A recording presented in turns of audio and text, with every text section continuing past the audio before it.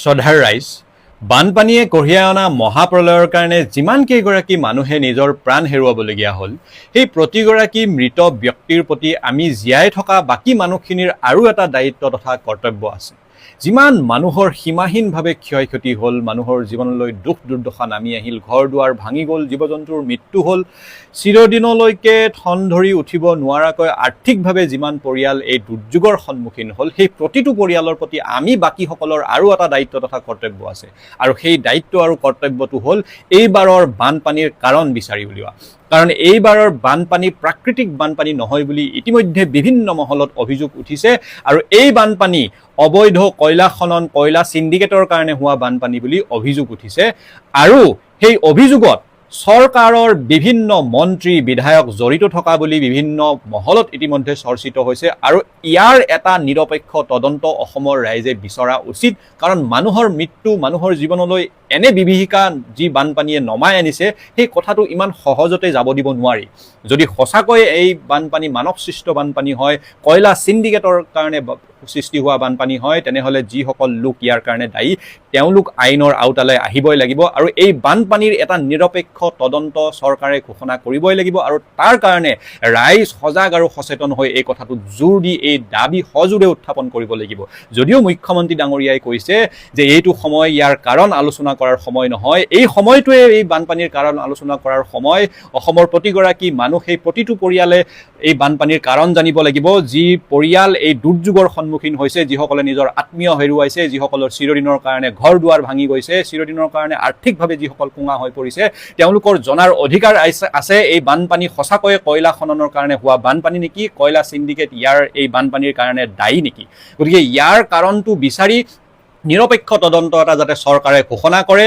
এই বানপানীৰ কাৰণ এইবাৰ অসমৰ ৰাইজক লাগিব। যিহেতু অভিযোগ উঠিছে যে চৰকাৰী বিভিন্ন দিশপুৰৰ পৰা কোনোবা মন্ত্ৰীয়ে সেই কয়লা চিণ্ডিকেট পৰিচালনা কৰে, সিটো ছাইডৰ বহুকেইগৰাকী বিধায়ক মন্ত্ৰী এই অবৈধ কয়লা খনন, কয়লা চিণ্ডিকেটৰ লগত জড়িত আছে। আৰু বাৰ বাৰ আজিৰ পৰা 1, 2, 3 বছৰ আগতেই বহুতেই ইয়াৰ সাৱধানী তেওঁলোকে সাৱধান হোৱাৰ কাৰণে সকীয়াই দিছিল। বহুতেই এই ক্ষেত্ৰত PIL কৰা বুলিও বিভিন্ন ধৰণে খবৰ আহি আছে। গতিকে এই সমস্ত কথা বতৰাৰ এটা নিৰপেক্ষ তদন্ত আমি বিচাৰিছোঁ, ৰাইজেও বিচাৰিব লাগে যে এইবাৰ বানপানীৰ যে কয়লা, অবৈধ কয়লা চিণ্ডিকেটৰ কাৰণে হৈছে, এই অভিযোগটো সঁচা নে মিছা ইয়াৰ এটা তদন্ত কৰিব লাগে। আৰু এই তদন্ত অসম পুলিচ বা অসম চৰকাৰৰ দ্বাৰা নহয়, কেন্দ্ৰীয় চৰকাৰৰ দ্বাৰা, কেন্দ্ৰীয় সংস্থাৰ দ্বাৰা এই তদন্ত হ'ব লাগিব। এই কথাটো ইমান সহজতে যাব দিব নোৱাৰি। এনে বিভীষিকা অসমৰ ৰাইজে আগতে দেখা নাছিলে। গতিকে প্ৰতিগৰাকী সজাগ সচেতন ৰাইজে এইবাৰৰ বানপানীৰ আচল কাৰণ চৰকাৰৰ ফালৰ পৰা স্পষ্টীকৰণ আৰু তদন্তৰ জৰিয়তে আচল কাৰণ ব্যাখ্যা বিচৰা উচিত। একো বাকী নাই, চব বিধ্বস্ত, ধনী দুখীয়া একো নাই, চব মাটিৰ মানুহ মাটিৰ লগত মিলাই দিলে। আজি যিমান ধনী মানুহ আছে চবে হাত পাতি থাকিবলগীয়া হৈছে, কাৰো মুখলৈ চাই থাকিবলগীয়া অৱস্থা হৈছে। আৰু ইয়াৰ মূলতে হৈছে আমাৰ নগালত হৈ থকা অবৈধ শিল খনন, অবৈধ আপোনাৰ যিটো কয়লা খনন, এই তাৰ ফলত আজি দুৰ্যোগটো আহিছে বুলি আমি গম পাইছোঁ। কাৰণ আমাৰ গাঁৱত 80 বছৰীয়া বৃদ্ধ এজনো কৈছে যে আজি 80 বছৰ হৈ গ'ল, আজিলৈকে ইমান ডাঙৰ বানপানী আমি দেখা নাই জীৱনকালত। কিন্তু এইবাৰ পোনপ্ৰথমবাৰ মানে দেখিছে। তো সেইটোনে কৈছে এইটো দিখৌ পানী সদায় এদিন এৰাতি বুলি কয়। ৰাতি পানী বাঢ়ে, ৰাতিপুৱা অকণমান সোমাই, পিছদিনাখন শুকাই যায়। কিন্তু দিখৌ যেনেকুৱা ৰূপ ধৰিলে, ইয়াৰ কাৰণেই হৈছে এইটো মানৱে নিজে সৃষ্টি কৰি লোৱা এটা বস্তু। পাহাৰটো যদি খান্দি, অপেন খান্দি, তাত যদি পানী জমা হৈ থাকে, কয়লা খান্দি, সেই পানীয়ে বৰষুণৰ ফলত ভাগি ধাহিমুহি লৈ আহিলে। আমি নেপালী খুঁটিৰ কথা কৈ আছিলোঁ, নেপালী খুঁটিতকৈ দেখোন ভয়ংকৰ পৰিস্থিতি ইয়াত। তাকে খালি এইবিলাক জেগাত মানুহ সোমাব পৰা নাই, গম পোৱা নাই। যিসকল সোমাইছে দেখিছে, একে নেপালী খুঁটিৰ নিচিনাই। নেপালী খুঁটিও এনেকুৱাই ধৰক, ইয়াতকৈ দম আছে, ইয়াতো একেই পৰিস্থিতি। খালি ইয়াত মানুহ ৰাস্তাটো ব্লক হৈ গ'লে, গছডাল পৰি মানুহ আহিব পৰা নাই। বাগান এলেকাত ৰাস্তা ব্লক আছিলে, সেইদিনা আহিব পৰা নাছিলে। তো কয়লা খান্দি কোনোবা ধনী হ'ল, আমাৰে মানুহ এইবিলাক, আৰু গোটেই লাখ লাখ মানুহক শেষ কৰি থৈ গ'ল তেওঁলোকে। হয়, কয়লা খননটোতো বহুত দিনৰ পৰা হৈ আছিলে, কম বেছি পৰিমাণে, যে আজি হোৱা কথা নহয়। বহুত দিনৰ পৰা মন ডিষ্ট্ৰিক্ট এলেকাত, নাগালেণ্ডত য'ত ত'ত কয়লা খনন হৈ আছিলে। কিন্তু অলপ দিনৰ পৰা তাৰ প্ৰকোপটো বেছি বাঢ়িবলৈ ধৰিলে। আগতে জোল খান্দি যদি কোনোবাই সৰু সুৰা কণ্ট্ৰেক্টৰ ঠিকাদাৰবিলাক খান্দিছিলে, 2-1কে ব্যৱসায় কৰিছিলে। এতিয়া কিন্তু ডাঙৰ ডাঙৰ কোম্পানী বাহিৰৰ পৰা আহে, বহুত ডাঙৰ ডাঙৰ কোম্পানী আহি ইয়াৰ চিণ্ডিকেট মেম্বাৰৰ লগত সংযোগ কৰি তাত সোমাই ডাঙৰ ডাঙৰ পুখুৰী সদৃশ এটা সদৃশ পাহাৰটোক গোটাই গিলি পেলাইছে। আৰু তাত পানী জমা হৈ থাকে। এইবিলাক আমি দেখিছোঁ, নিউজত দেখিছোঁ। আৰু আমি কেতিয়াবা নাগিনিমা হেঁচা অঞ্চলত কেতিয়াবা যাওঁ, ওচৰে আমি যেতিয়া মানুহ, তেতিয়াও দেখিছোঁ। মই নিজেও কেইবাবাৰো আপোনাৰ নামচাং চাইডত গৈছোঁ কয়লা খনি চাবলৈ, কেনেকৈ খান্দে। তাতো দেখিছোঁ ডাঙৰ ডাঙৰ পাহাৰ কাটি JCB ফকলেন লগাই কাটি তাৰ ভিতৰত খোকোলা কৰি সোমাই মানুহে কয়লা উলিয়াই থাকে নিশ্চয়কৈ আমি প্ৰত্যক্ষদৰ্শী হয় বহুত বেছি ভিতৰলৈ সোমাব পৰা নাই কিন্তু যিমানলৈকে সোমাইছোঁ আমি দেখিছোঁ মানে আৰু সেই বস্তুবিলাক চাই চিতি এটাই অনুভৱ কৰিব পাৰি এইটো মানুহৰ নিজৰ দুখৰ কাৰণে হৈছে আজি এই যে দীপাংকৰে জনালে মনৰ দুখত যিখিনি কথা ক'লে মূল কথা কিন্তু এইটোৱে দীপাংকৰৰ ঘৰ নাজিৰাত চন্তকৰ একেবাৰে কাষত দিখৌপৰীয়া দীপাংকৰে নদীৰ সকলো কথাই অনুভৱ কৰিব পাৰে গতিকে একেবাৰে দাঁতি কাষৰীয়া নাগিনী মৰাৰ সিপাৰে নাগালেণ্ডত যি ধৰণৰ কয়লা খনন হৈছে তাৰ দীঘলীয়া অভিজ্ঞতা দীপাংকৰহঁতৰ আছে আৰু সেইবাবে দীপাংকৰে যথেষ্ট আৱেগিকভাৱে কৈছে যে কয়লা খনন যদি বন্ধ নহয় শিল খনন যদি বন্ধ নহয় তেতিয়াহ'লে বিহুবৰ চন্তক অথবা নেপালী খুঁটিৰ ভয়াৱহতা ইয়াতকৈ ভয়ানক হ'ব কেৱল সেই অঞ্চলকেইটাই নহয় প্ৰিয় দৰ্শক নাজিৰাত ডাঙৰ বিপদ হ'ব সোণাৰীত সমগ্ৰ চৰাইদেউ জিলাত আমি যি ধৰণৰ ধ্বংসলীলা দেখিলোঁ সেই ধ্বংসলীলাত কেইটামান দৃশ্য আপোনালোকৰ চকুত পৰিছে সেই দৃশ্যসমূহৰ ভিতৰত পাহাৰৰ শুকান বাঁহ আৰু বিভিন্ন প্ৰকাণ্ড গছ গছনি নামি আহিছে তাৰ ফলত বুজা যায় যে পানীৰ লগত অহা এই জাবৰ জোঁথৰ নিশ্চিতভাৱে পাহাৰৰ গতিকে পাহাৰত কিবা এটা ডাঙৰ অঘটন হৈছে ইতিমধ্যে পাহাৰত কি হৈছে সাধাৰণ জনতাই কৈ আছে কাষৰীয়া মানুহবিলাকৰ ডাঙৰ অভিজ্ঞতা আৰু সেই অভিজ্ঞতাৰ ভিত্তিত তেওঁলোক নিশ্চিত হৈছে মূলতঃ কয়লা খননে যি ধৰণে নাগালেণ্ডৰ পাহাৰক অত্যাচাৰ কৰিছিল তাৰ কুফল ভুগিবলগীয়া হৈছে সমগ্ৰ উজনিয়ে আৰু এই পৰিস্থিতি যদি অব্যাহত থাকে তেতিয়াহ'লে কেতিয়াবা উজনি আৰু উঠাব পাৰিব তাৰ আশা নকৰাই ভাল আজি বানপানীৰ বিপৰ্যস্ত সমগ্ৰ উজনি অসমৰ ঘৰে ঘৰে কান্দোনৰ ৰোল এই কান্দোন কিহৰ বাবে হৈছে এই কান্দোন কেইবাগৰাকীও আমাৰ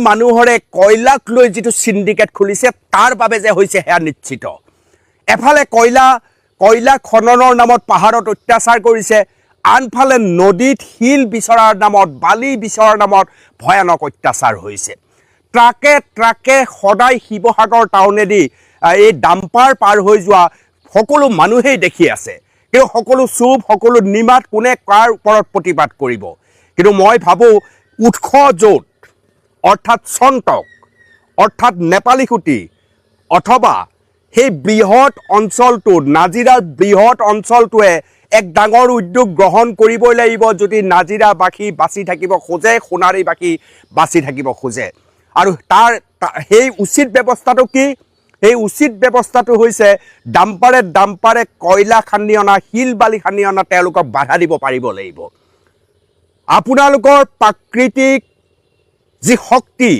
সেই শক্তিক বিচ্ছিন্ন কৰিছে দিখৌ নদীক একফালৰ পৰা কৰবাত যদি বাম কৰিছে কৰবাত খান্দিছে দিখৌ নদীক একেবাৰে হাহাকাৰ পৰিস্থিতিৰ সৃষ্টি কৰিছে সুস্থিৰভাৱে পানী বৈ যাব পৰা পৰিৱেশটোও বৰ্তমান দিখৌ নদীত নাই গতিকে উৎসত এই ধৰণৰ কাণ্ড কাৰখানা হোৱাৰ পিছত উৎসৰ পৰা যেতিয়া 16 চকীয়া গাড়ী নামি আহিব তেতিয়া কিন্তু বিহুবৰ চন্তকৰ মানুহে এক ডাঙৰ উদ্যোগ গ্ৰহণ কৰিব পাৰে কাৰণ এইবাৰ এটা শিক্ষা লোৱা উচিত যে এইবাৰ যি প্ৰলয়ংকাৰী বানপানী হ'ল য'ত জাবৰ জোঁথৰ যেনেকৈ বাঁহ গছ ডাঙৰ প্ৰকাণ্ড গছ নামি আহিল ইয়াৰ মূল উৎসই হৈছে ভূমিস্খলন পাহাৰত ভয়ংকৰভাৱে ভূমিস্খলন হৈছে ভাৰসাম্য হেৰুৱাই পেলাইছে পাহাৰে কাৰণ পাহাৰৰ তলি চাৰিওফালে উদং কৰিছে আমি কান্দিছোঁ আমি যিমান পাৰি মানুহক সহায় কৰিবলৈ অসমৰ মানুহ ওলাই আহিছে মানৱতা তাত চাৰিওফালে প্ৰস্ফুটিত হৈছে কিন্তু ইমানতে এই পৰিস্থিতি শেষ হ'বনে যদিহে আমি উৎসৰ খনন কাৰ্য বন্ধ কৰিব নোৱাৰোঁ যদিহে নদীৰ ওপৰত থকা অত্যাচাৰ আমি বন্ধ কৰিব নোৱাৰোঁ তেতিয়াহ'লে ইয়াৰ পিছত কোনো মানুহে গম নোপোৱাকৈ এদিন চন্তক নোহোৱা হৈ যাব দিখৌ নদীৰ সেই প্ৰাকৃতিক পৰিৱেশ আৰু ইয়াৰ কুফল সমগ্ৰ নাজিৰাই ভোগ কৰিব সোণাৰীয়ে ভোগ কৰিব চৰাইদেউৱে ভোগ কৰিব শিৱসাগৰলৈ সেই পৰিস্থিতি আহিব আনকি যোৰহাট পৰ্যন্ত জাজিকে আদি কৰি আটাইবোৰ ঠাইতে ভয়ংকৰ পৰিস্থিতিৰ সৃষ্টি হ'ব দিখৌ নদীৰ যি অভাৰসাম্যহীন পৰিস্থিতি, সেই পৰিস্থিতিৰ কুফল আজি দিচাং নদীয়ে পাব লগা হৈছে। আন আন নৈ উপনৈসমূহত এই ধৰণৰ পৰিস্থিতিৰ সৃষ্টি হৈছে। গতিকে ৰাইজ এতিয়া সাৱধান হ'বৰ হ'ল। চৰকাৰ কোন আছে, কোনে ইয়াত চিণ্ডিকেট ৰাজ চলাইছে, এই সম্পৰ্কে বিশেষ প্ৰতিক্ৰিয়া দিয়াতকৈ কেনেকৈ আমি এয়া বন্ধ কৰিম, কেনেকৈ উৎসত পাহাৰ খনন বন্ধ হ'ব, কেনেকৈ কয়লা নিয়াৰ নামত পাহাৰৰ ওপৰত চলা অত্যাচাৰ আৰু এই অত্যাচাৰৰ আঁৰত থকা মানুহবোৰ কোন কোন, এই সকলো কথা চিনাক্ত কৰাৰ সময় আহি পৰিছে। মই ভাবোঁ ধৰ্মেশ্বৰ কোঁৱৰ এতিয়া সন্মুখলৈ ওলাই আহিব লাগে, ময়ূৰ বৰগোহাঁই এতিয়া সন্মুখলৈ ওলাই আহিব লাগে। আপোনালোক দুজন প্ৰধান নেতা তাৰ, এফালে নাজিৰা,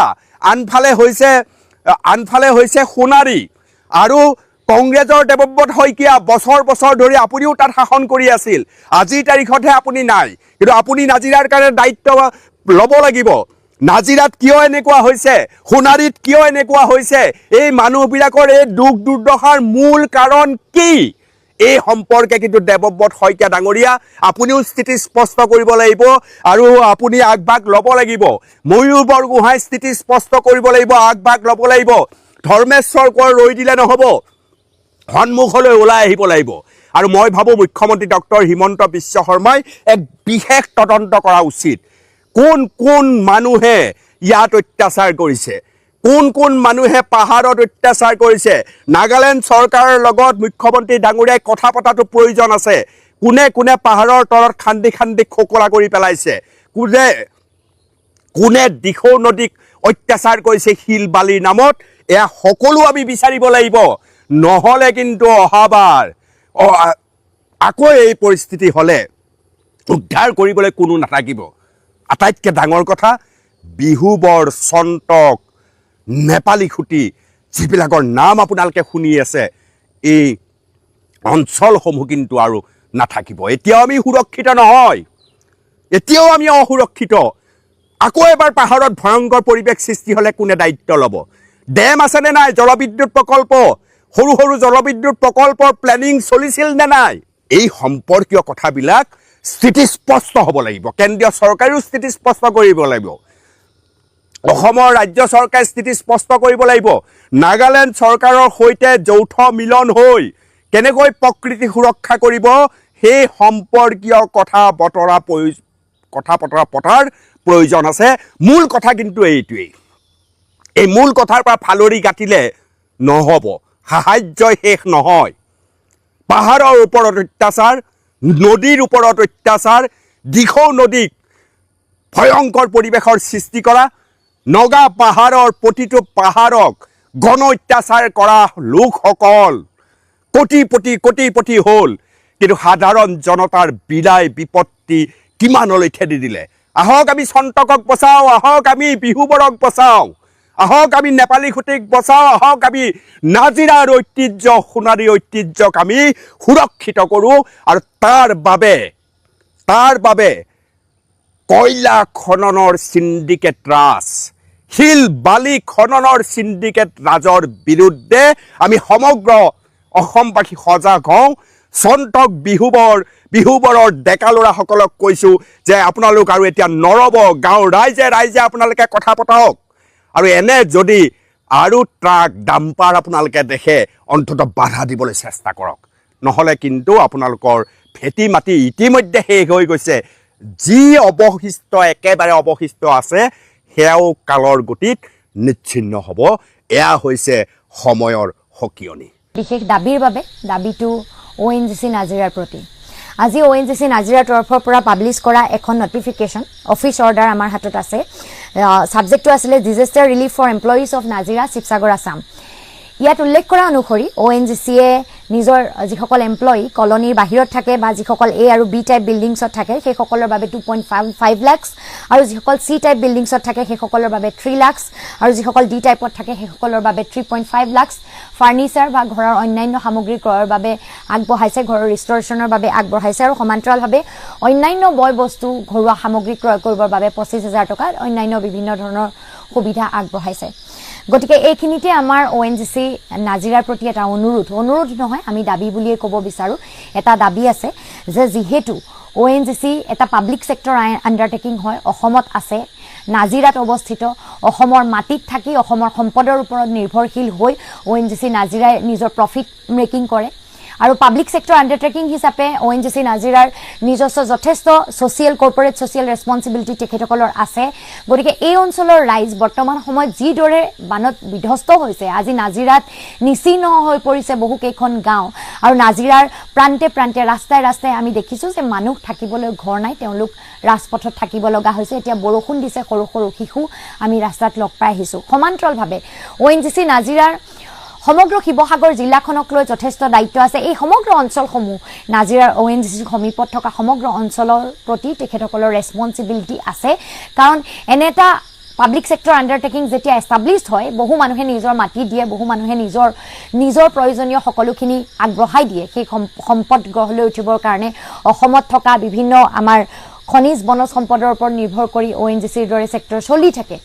গতিকে এইখিনি আমাৰ দাবী কৰিবলগীয়া যে যিদৰে ONGCয়ে নিজৰ যিসকল এমপ্লয়ী তাত কৰ্মৰত হৈ আছে, সেইসকল বানত ক্ষতিগ্ৰস্ত হৈছে, সেইসকলক নিজৰ ঘৰ বনাবৰ বাবে, ফাৰ্নিচাৰ ক্ৰয় কৰিবৰ বাবে বা অন্যান্য সামগ্ৰী ক্ৰয় কৰিবৰ বাবে ইমান সাহায্য আগবঢ়াইছে, একেদৰে আমি বিচাৰোঁ যে ONGCৰ সমীপত থকা নাজিৰা, শিৱসাগৰ জিলা এই অঞ্চলসমূহত থকা যিসকল বানত ক্ষতিগ্ৰস্ত লোক আছে, যোৰহাটত থকা যিসকল বানত ক্ষতিগ্ৰস্ত লোক আছে, যিসকলৰ বৰ্তমান সকলো হেৰুৱাইছে, কাৰোবাৰ ঘৰত মানুহৰ মৃত্যু হৈছে, কাৰোবাৰ সম্পূৰ্ণ গাঁওখনেই নিচিহ্ন হৈ গৈছে, বহু ৰাইজৰ থাকিবলৈ ঘৰ দুৱাৰ একোৱেই নাই, একো বয় বস্তুৱে ছেভ কৰিব তেওঁলোকে নোৱাৰিলে, সকলো ধ্বংস হৈ গ'ল।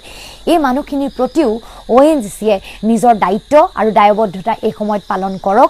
আৰু একেদৰে সাধাৰণ ৰাইজ যিসকল ONGCৰ এমপ্লয়ী নহয়, কিন্তু এই অঞ্চলৰ ৰাইজ যাৰ প্ৰতি ONGC দায়বদ্ধ, তেখেতসকলৰ কৰ্পৰেট ছ'চিয়েল ৰেছপঞ্চিবিলিটিৰ জৰিয়তে যিসকলক তেখেতসকলে সহায় কৰিব লাগে বুলি প্ৰতিশ্ৰুতিবদ্ধ, এই ৰাইজসকলৰ বাবেও ONGCয়ে নিজৰ তৰফৰ পৰা এইদৰে সাহায্য আগবঢ়াওক। কেৱল এমপ্লয়ীসকলক দিছে, তাত আমাক ক্ৰিটিচাইজ কৰিবলগীয়া নাই। যিসকলে ONGCৰ বাবে কাম কৰে তেখেতসকলৰ সাহায্য যিদৰে দিছে, আমি বিচাৰোঁ একেদৰে ONGCয়ে সাধাৰণ মানুহখিনিৰ বাবেও যথেষ্ট পৰিমাণে এই ধৰণৰ সাহায্য আগবঢ়াওক। এইখিনি আমাৰ দাবী, কাৰণ অকল চাউল দাইল তেল দি থাকিলে ৰাইজে ঘৰখন বনাব নোৱাৰে। অকল চাউল দাইল পানীখিনি আমি সাধাৰণ ৰাইজেও গোটাই দিব পাৰিছে। যিকোনো এজন খাটি খোৱা মানুহে, খেতিয়কে, কৃষকে, হাজিৰা কৰা মানুহজনেও এতিয়া গৈ বানত ক্ষতিগ্ৰস্ত ৰাইজক চাউল দিছে, দাইল দিছে, তেল দিছে, পানী দিছে, নিজেই সামৰ্থ্য অনুযায়ী যোনে যিদৰে পাৰিছে দিছে। কিন্তু ONGCৰ দৰে এটা প্ৰফিট মেকিং কৰা পাব্লিক ছেক্টৰ আণ্ডাৰটেকিঙে তাতকৈ বহুত বেছি হিউজ লেভেলত ৰাইজক সহায় কৰিব পাৰে যদি তেওঁলোকে ইচ্ছা কৰে। গতিকে আমাৰ এইটো দাবী থাকিল ONGCৰ প্ৰতি। আমি আশা কৰিছোঁ যে বানত ক্ষতিগ্ৰস্ত হোৱা নাজিৰা, শিৱসাগৰ জিলা, যোৰহাট জিলাৰ যিসকল ৰাইজ ONGCৰ সমীপত আছে, সেইসকলৰ প্ৰতি অনাগত দিনত ONGCয়ে নিজৰ দায়বদ্ধতা পালন কৰি যিদৰে এমপ্লয়ীসকলক সহায় কৰিছে, সেইদৰে যথেষ্ট সকাহ দিব পৰাকৈ অসমৰ ৰাইজক তেওঁলোকে সহায় কৰক। কাৰণ অসমৰ মাটিত আছে, অসমৰ সম্পদ ব্যৱহাৰ কৰি ONGC চলি আছে। গতিকে ONGCয়েও নিজৰ ৰাইজৰ প্ৰতি দায়বদ্ধতা এই সময়ছোৱাত, এনে পৰিৱেশ অসমত বিগত সময়ত অহা নাই, এনে পৰিৱেশ আমি কোনো দেখা নাই, প্ৰথমবাৰৰ বাবে দেখিছোঁ। গতিকে আমি আশা কৰিম ONGCয়েও উদাহৰণ দিব পৰাকৈ ৰাইজৰ কাষত থিয় হৈ আমাক ৰাইজক কিছু সকাহ দিব। এইখিনি আমাৰ ONGCৰ প্ৰতি দাবী, আৰু আশা কৰিম কথাখিনি ONGC নাজিৰাৰ যিসকল কৰ্তৃপক্ষ আছে গুৰুত্ব সহকাৰে ল'ব, আৰু ৰাইজৰ পক্ষত তেওঁলোকে থিয় দি অসমৰ ৰাইজক উদ্ধাৰ কৰিব। ধন্যবাদ। সাহায্য দিয়া বন্ধ কৰক। মই একদম আপোনালোকক হাত জোৰ কৰি কৈছোঁ, আপোনালোকে সাহায্য দিয়া বন্ধ কৰক আৰু ভিডিঅ'টো যিমান পাৰে সিমান শ্বেয়াৰ কৰি দিয়ক। এটা কথাৰ কাৰণেই মই কৈছোঁ যে এতিয়া মই এটা ভিডিঅ' চালোঁ, ভিডিঅ'টোত এগৰাকী মহিলাই আনবক্সিং ভিডিঅ' বনাইছে, আৰু আমাক দেখুৱাব নোৱাৰোঁ বুলিয়ে তেওঁ টোপোলাকেইটা খোলা নাই দেই। তেওঁ ভিডিঅ'টোত দেখিলোঁ যে মই প্ৰায় 10-12 পেকেটমান ষ্টেফি আছে। এতিয়া কথাটো হ'ল কি, আমি মাইকী মানুহবোৰ মাহেকত এবাৰ অসুবিধা হওঁ, কিছুমান 2 মাহৰ মূৰত এবাৰ অসুবিধা হয়, কিছুমান মাহেকত 2বাৰমান অসুবিধা হয়। এতিয়া কথাটো হ'ল কি, কিন্তু আমাৰ প্ৰকৃতিৰ নিয়ম মতে মানুহ এগৰাকী মাহেকত এবাৰেই অসুবিধা হয়, কাৰোবাৰ কিবা প্ৰব্লেম বশতঃ 2বাৰ হয়। যি কি নহওক, এতিয়া যি বস্তুটো মাহেকত এবাৰ প্ৰয়োজন হয়, তুমি 10-12 পেকেট ষ্টেফি লৈ থ'বলৈ কোনো দৰকাৰ নাই। কোনোবা এগৰাকীয়ে ভিডিঅ'ত কৈছে যে আৰু সাহায্য নালাগে, আপোনালোকে বন্ধ কৰি দিয়ক, আমাৰ ঘৰত এতিয়া অলমষ্ট দাইল আছে 10-12 কেজি, বিস্কুট আছে ইমান, চাউল আছে ইমান। তুমি 10-12 কেজি কিয় লৈছা? দিলে বুলিয়ে কিয় ল'বা? সৰু সৰু বাচ্চা যাৰ বয়স 7 বছৰ 10 বছৰ 12 বছৰ তেওঁলোকে কৈছে যে আমাৰ ফালে নালাগে, সেইফালে নিয়া য'ত মানুহে পোৱা নাই। বয়সস্থ মানুহ বৃদ্ধ যাৰ 65 বছৰ 70 বছৰ বয়সৰ বৃদ্ধ পুৰুষে কৈছে যে সেইফালে নিয়া, সেইফালে ভিতৰত আছে নহয়, আমাৰ ফালে আলিটোকে ওলাই আছে, সেইফালে একোৱে পোৱা নাই সেইফালে দিয়াংগে। কিন্তু আমাৰ মাইকী মানুহ মখা নাও বুঢ়ী জক টিঙৰ পৰা নেনামে। মই বেয়া পাইছোঁ তোমাক, মই কৈছোঁ তোমাক মই বেয়া পাইছোঁ, তোমাৰ মই নাম পাহৰিলোঁ, কিন্তু তোমাৰ হাতত ষ্টেফি পেকেট যেতিয়া মই 10-12টা দেখিলোঁ, মোৰ তোমাৰ প্ৰতি শ্ৰদ্ধা ভক্তি চেচ হৈ গ'ল। নাপায় মানুহে কেতিয়াও ইমান আক্ৰোশ কৰিব নাপায়। যিটো বান আহিলে, যিটো পলয় আহিলে, সেই পলয়টোৱে অকল শিৱসাগৰ যোৰহাট গোলাঘাট বুলি নহয়, আমাৰ প্ৰত্যেকজন অসমীয়াৰ মাছ মূৰত, প্ৰত্যেকজন অসমৰ মানুহৰ মাছ মূৰত এটা কোব সোধাইছে। আজি স্বামীহাৰা হোৱা মহিলাগৰাকীয়ে যিমান কান্দিছে আমিও সিমান কান্দিছোঁ। কোনোবা পিতৃহাৰা হৈছে, কোনোবা মাতৃহাৰা হৈছে, কোনোবাই গোটেই সন্তানক হেৰুৱাইছে, তেওঁলোকৰ যিখিনি দুখ লাগিছে আমিও কান্দিছোঁ। তেনেস্থলত কোনোবাই ৰাস্তাইদি যোৱা প্ৰত্যেকখন গাড়ীৰ পৰা কালেকশ্যন কৰিছে খাদ্যবস্তু। আজি মই 10 কেজি কোনোবাই দাইল গোটাই থৈছে, 10 কেজি দাইল, কিমান মাহ খাব 10 কেজি দাইলে ভাবি চাওক। ঘৰখনত মাইকী মানুহ 2জনী বা 3জনী আছে, ষ্টেফি পেকেটটো মাহেকত এবাৰহে লাগে, এজনী মানুহক এটা পেকেট লাগে, 10-12টা পেকেট কিয়? সেয়া চাগে তেওঁ গোটেইখিনি দেখুৱাইছেনে নাই তাৰ কি মানে আছে? এই বস্তুটো বহুত বেয়া হৈছে। আৰু এতিয়া আমি কি কৰিলোঁ, যিহেতু ভুক্তভোগী মহিলাৰ উচুপনি বা মই তেনেকৈ ৰিম্পিহঁত আমি সাহাৰ্য দিবলৈ যে গৈছিলোঁ, সাহাৰ্য দিবলৈ যোৱাটো বন্ধ কৰি দিলোঁ। আমি এমাহৰ পিছত যাম, 2 মাহৰ পিছত যাম, বা আৰু 15 দিন 20 দিনৰ পিছত যাম। গৈ পেলাই খুৰীয়ে কৈছিলে, ভুক্তভোগী মহিলাৰ উচুপনিয়ে কৈছিলে যে মই 150টা ভুলুকা বাঁহ দিম। মই বোলো অকণমান ৰৈ দিয়ক, 15 দিনৰ পিছত দিব। কাৰণ আজি আপুনি বাঁহখিনি যদি কাটি পেলাই লৈ গুচি যায়, কোনোবাই বাঁহ মোৰ ঘৰ নাই বুলি ৰাস্তা কিনাৰতে বাঁহখিনি নমাই থওক, তাৰপিছত জেওৰা দিবলৈ লৈ যাব। কোনোবাই পানী বটল নি দোকানত বিকিছেগৈ। ইমান মহা পলয় এটা অহাৰ পিছতো মানুহ কিয় সচেতন নহয়? আৰু আমাৰ যিখিনি দুখীয়া মানুহ, ঘৰ দুৱাৰ ভঙা চিগা মানুহ, যাৰ কেঁচা ঘৰ আছে, সেই মানুহবিলাকতকৈ পকা ঘৰ থকা মানুহবিলাকৰ খকটো অকণমান বেছি। একদম অপ্ৰিয় সত্য, পকা ঘৰ থকা মানুহৰ খকটো অকণ বেছি।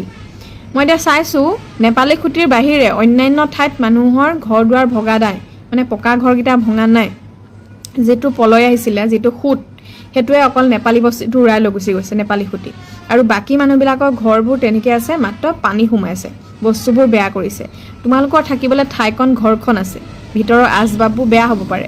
আজি তুমি এটা RCC বিল্ডিঙৰ তলত আছা মানে তোমাৰ ঘৰত ভাল এটা বিজনেছ বা চৰকাৰী চাকৰি এটা আছে, কিন্তু সেই যাৰ ঘৰ এতিয়া ঢুকা দিয়া, তেওঁলোকৰ ভাল ঘৰ নাই, ভাল এটা ইনকাম নাই, ভাল এটা ব্যৱসায় নাই, যাৰ বাবে তেওঁলোকৰ ঘৰ এতিয়াও কেঁচা ঢুকা দিয়া হৈ আছে, যাৰ বাবে তছনছ হৈ গৈছে ঘৰ, যাৰ ঘৰৰ মূল মানুহজন হেৰাই গৈছে, যাৰ ঘৰ ভাগি গৈছে, তেওঁলোক কেনেকৈ চলিব?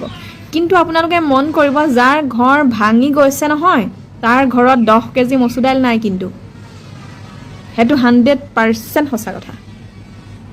পানী শুকুৱাই নাই কাৰোবাৰ ঘৰত, কিন্তু কোনোবাই ঘৰ দুৱাৰ চাফা কৰি আনবক্সিং ভিডিঅ' বনালে মোৰ ঘৰত 10 কেজি দাইল আছে, 1 কাৰ্টুন বিস্কুট আছে, 2 কাৰ্টুন পানী বটল আছে, 40 কেজি চাউল আছে, 15 কেজি আলু আছে। ইমান এটা মানে মই বুজাবলৈ ভাষা নাই। আপোনালোকে অনুগ্ৰহ কৰি সেই বস্তুখিনি ভগাই দিয়ক।